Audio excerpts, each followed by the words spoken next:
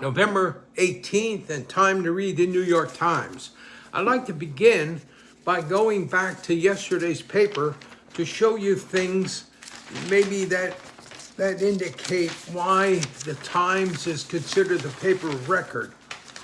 It has a whole full page on that story about Maine's woods. A mountain's new owner isn't making friends, and it's a full page story. It has two full pages on inmates say a brutal jail used them as enforcers. Now, no one else in the country would have that. No one.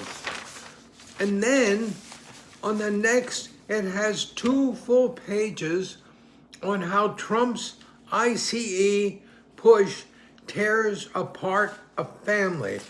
Two full pages. Now, no other newspaper in the country does this. No other newspaper in the country covers things to such detail. That's why it's considered the paper of record. Even if you don't agree with it, it's a paper of record.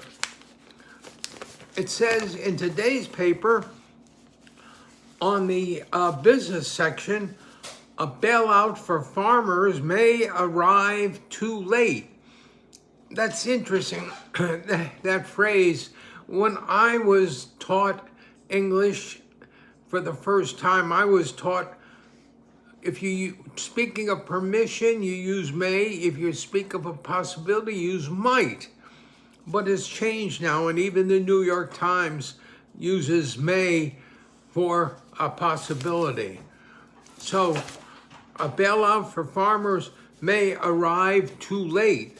On the front page, a judge says that the Comey prosecutor may have made critical errors. There they mean might.